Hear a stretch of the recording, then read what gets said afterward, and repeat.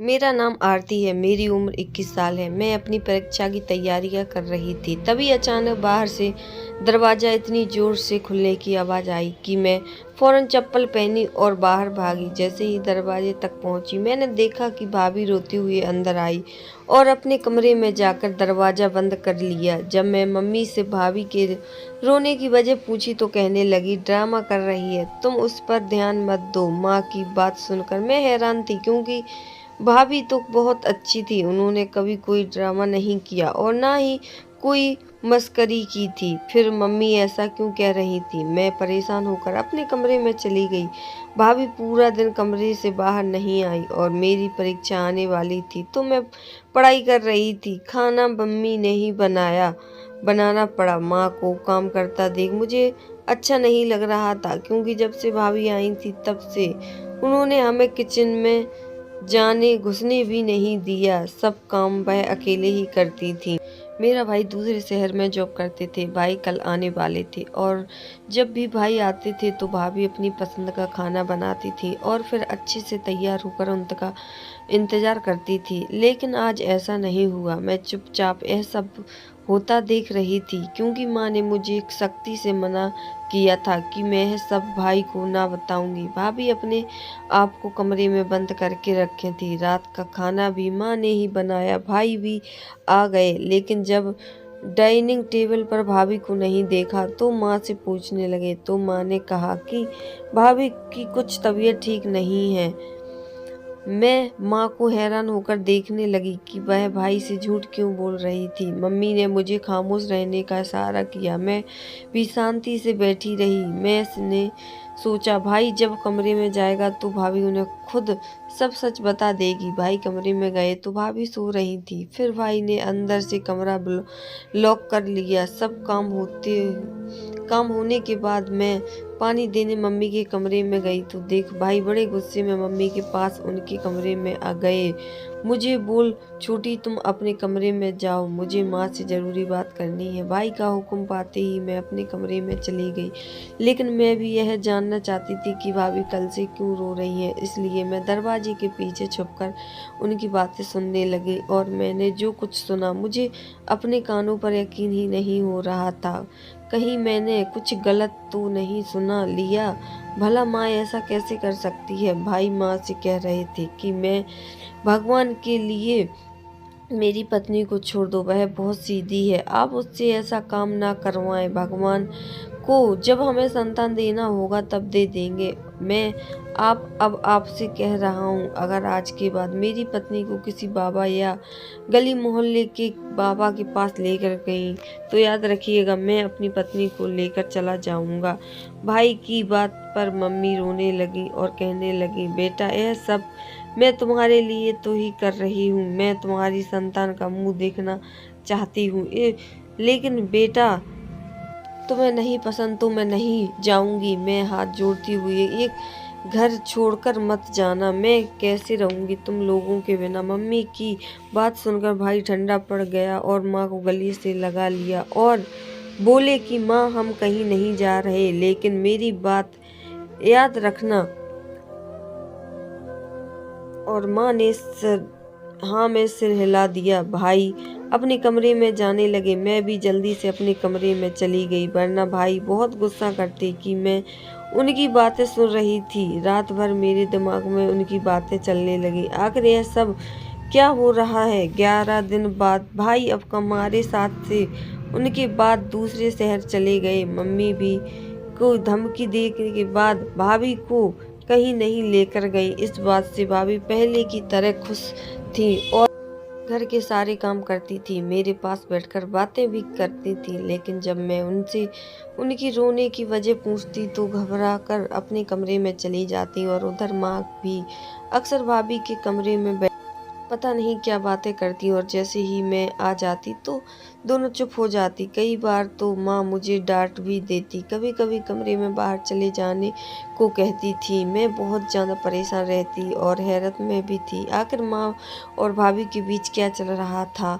कुछ तो गलत हो रहा था जो मम्मी हम सबसे छुपा रही थी और भाभी से गलत काम करवा रही थी। आखिर वह कौन सा राज है जो मुझे नहीं पता चल रहा था। मैं किसी पर इल्ज़ाम भी नहीं लगा सकती थी, इसलिए सही वक्त का इंतज़ार करने लगी। भाभी का सारा काम करवाती, फिर अपने कमरे में चली जाती थी। वह मेरे पास बैठी भी नहीं थी। मैं भाई के आने का इंतज़ार करने लगी। मैंने उन्हें 3-4 बार कॉल भी किया और कहा, भाई आप जल्दी आ जाओ, मुझे आपसे बहुत ज़रूरी बात करनी है। भाई ने कहा, इस महीने सारी जिम्मेदारी मेरे ऊपर है। कंपनी के कुछ लोग बाहर गए हुए हैं, उन्हें आने में वक्त लगेगा, इसलिए अभी नहीं आ सकता और बाद में तो आना ही है। फिर साथ में बैठकर बातें करेंगे। भाई की मजबूरी को देखते हुए मैं चुप हो गई और उनका इंतज़ार करने लगी। एक दिन मम्मी की सहेली मिठाई का डिब्बा लेकर घर आई और मम्मी को इशारे कर रही थी कि मुझे उनकी यह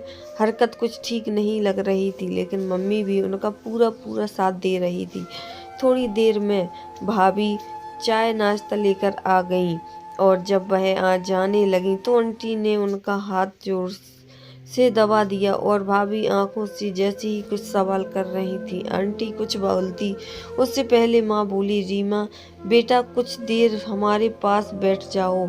आंटी भाभी का हाथ पकड़कर कहने लगी, देखो मेरी बहू को अभी 1 साल भी पूरा नहीं हुआ और मुझे दादी का सुख दे दिया। शादी के पहली साल गोद में पोता डाल दिया। ऐसा लग रहा था जैसे वह भाभी को नीचा दिखा रही हूँ। भाभी बेचारी चुपचाप सुन रही थी। आंटी साफ बात करने लगी। उन्होंने भाभी से कहा, तुम्हारी शादी को 4 साल हो गए हैं, ना अभी तुमने कोई खुशखबरी नहीं सुनाई। भाभी नीचे सिर किया, ना मैं सिर में हिला दिया। आंटी कहने लगी, बेटा तुम बहुत खूबसूरत, फिर क्या कमी रह गई जो अभी तक तुम्हारा दामन खाली है? कहीं तुम बाज तो नहीं हो? उनकी बात सुनकर भाभी रोने लगी और कहने लगी, आंटी ऐसी कोई बात नहीं है। भाभी की बात पर वह बोली कि बेटा दवा के साथ साथ झाड़ फूंक भी जरूरी है। भाभी अपने आंसू पोंछने हुए अपने कमरे में चली गई और अब मम्मी की सहेली भी चली गई। कुछ देर में भाभी मम्मी के पास आई और कहने लगी, मैं राजी हूँ उस बाबा के पास जाने के लिए, आप मुझे ले चलिए। माँ ने कहा, अगर बेटे को पता चला तो वह बहुत नाराज होगा। तुम इस बात का ख्याल रखना कि यह बात तुम्हारे पति यानी मेरे बेटे को पता न चले। भाभी ने कहा कि हाँ बेफिक्र रहिए, अब मैं बाजपन से मुक्ति पाना चाहती हूँ, इसलिए किसी भी तरह यह बात उनके कानों तक नहीं पहुँचेगी। यह कहते हुए भाभी रोते हुए दोबारा अपने कमरे में चली गई और उनके जाते ही मम्मी हंसती हुई अपने कमरे में चली गई। माँ का यह व्यवहार अजीब लग रहा था। मैं मम्मी के दरवाजे के पास खड़ी हो गई ताकि उनकी बातें सुन सकूं। वह आंटी से कह रही थी, वह रीता तूने क्या एक्टिंग की है, तेरी एक्टिंग से कमाल कर दिया। तेरे जाते ही मेरी बहू मेरे पास आई, वह बाबा के पास जाने के लिए तैयार हो गई। तूने वह काम कर दिया जो मैं नहीं कर पाती। मैं माँ की इस चाल से को सुनकर मुझे तो चक्कर आने लगे। बेचारी भाभी को किसी तरह अपने जाल में फंसा लिया। माँ भाभी की कमरे में गई और कहने लगी, कल शाम को तैयार रहना, शाम के 4:30 बजे बाबा के पास चलेंगे। मम्मी और भाभी खाना खाकर अपने कमरे में जाकर सो गईं। लेकिन यहाँ तो ना मुझे से खाना खाया गया और ना ही पूरी नींद आई। लेट सोने की वजह से मेरी आंख लेट खुली। दिन गुजर गया और शाम हो गई। मैंने देखा कि भाभी तैयार खड़ी हैं, लेकिन अभी तक मम्मी अपने कमरे से न जाने किस से बात कर रही थी और जब बाहर आई तो भाभी से कहने लगी, अब तुम्हें जाने की कोई ज़रूरत नहीं है, तुम अपने कमरे में जाओ। माँ की बात सुनकर भाभी खुशी खुशी अपने कमरे में चली गई। अब आखिर माँ ऐसा क्यों कर रही थी? अपनी ही चाल को बेकार कैसे कर रही थी? मैंने सोचा शायद उनके अंदर भगवान का डर आ गया होगा, इसलिए यह सब नहीं करना चाहती। लेकिन थोड़ी देर के बाद मैंने देखा कि मम्मी अपने हाथों में एक पोटली लिए बाहर जा रही थी। जब मैं उनसे पूछा तो गुस्से में बोली, मैं तुम्हें क्यों बताऊं कि कहाँ जा रही हूँ? तुम अपने कमरे में जाओ और ज़्यादा सवाल जवाब मत करो। मैं चुपचाप अपने कमरे में चली गई, फिर अपनी चाय लेकर बाहर ही पीने बैठ गई। थोड़ी देर में मैं फिर जल्दी से आई और भाभी के कमरे में चली गई। मैं भी अपनी चाय वहीं छोड़ दी और माँ की बात सुनाई। भाभी के कमरे के पास चली गई। माँ भाभी को एक बोतल निकाल कर दी और कहने लगी, ये बाबा जी ने दिया है। वह कह रहे थे कि बहू को यह तेल दे देना और कहना कि रोज अपने पेट पर लगा ले। अगर किसी का पति भी ना मर्द हो तो उसकी पत्नी भी पेट से हो जाएगी। इस तेल पर बाबा ने मंत्र फूंक कर दिए हैं। माँ की बात मानकर भाभी ने उनकी बात पर यकीन कर लिया और वह तेल रख लिया। माँ ने कहा था कि बाबा बहुत सारी जड़ी बूटियों से यह तेल बनाया है, जबकि मैं इस बात पर यकीन कर ही नहीं सकती क्योंकि मैं एक मेडिकल की स्टूडेंट हूँ। मुझे यह पता है कि आज तक साइंस ने ऐसा कोई भी तेल नहीं बना पाई जिस औरत का बचपन खत्म हो जाए। ऐसे कैसे हो सकता है? माँ की उस बाबा पर मुझे बिल्कुल भरोसा नहीं है। जरूर उस कुछ घोटाला है। तभी भाई के नमस्ते करने की आवाज़ आई। मैं खुशी के मारे उनके गले लग गई। भाई ने कहा, बताओ क्या बात करनी थी? मैंने भाई से झूठ कहा कि बस ऐसे ही आपसे मिलने का मन कर रहा था, इसलिए ऐसा बोला था। माँ भाई के से चुपके रोज भाभी को वह तेल लगाती। एक दिन गजब हो गया। भाभी खुशी खुशी माँ के पास आई और कहने लगी, मुबारक हो मम्मी, आप दादी बनने वाली हैं। माँ की खुशी का झूम उठी, लेकिन मैं इस बात पर यकीन नहीं कर पा रही थी। आखिर यह कैसे हो सकता है? एक दिन भाभी के कमरे में चुपके से वह तेल चुरा कर अपने कमरे में ले आई और उसे इस्तेमाल करना शुरू कर दिया। एक दिन मेरे साथ भी कुछ ऐसा हुआ जैसे मेरे सर पर आसमान गिर गया। वो बहुत भारी लगने लगा। मैं अपने पैरों पर खड़ी नहीं हो पा रही थी क्योंकि मैं सच में पेट से हो गई थी। लेकिन वह कैसे मुमकिन था? अगले दिन वह बोतल लेकर मैं कॉलेज चली गई और तुरंत लैब में पहुंच गई और डीएनए से बात करके 3-4 एक्सपर्ट टीचर की निगरानी में उसकी जांच करवाई और जो राज मेरे सामने आया उसे सुनकर मेरे होश उड़ गए। मैं उस तेल को ध्यान से देखने लगी क्योंकि टेस्ट में पता चला कि इसमें कोई जड़ी बूटी या दवाई नहीं मिली है, यह सिर्फ नारियल का तेल है। मैं पहले अस्पताल गई और अपना चेकअप करवाया तो उसमें पता चला कि मुझे फूड पॉइजनिंग हो गई है, जिसकी वजह से उल्टियाँ हो रही थी। मेरे अंदर सुकून आया और अब तेल लेकर घर आई और भाई के सामने माँ और भाभी को सिर्फ सच्चाई बताई तो माँ सदमे में चली गई और भाभी कहने लगी, मुझे तो पहले ही दिन से वह बाबा ढोंगी लगता था।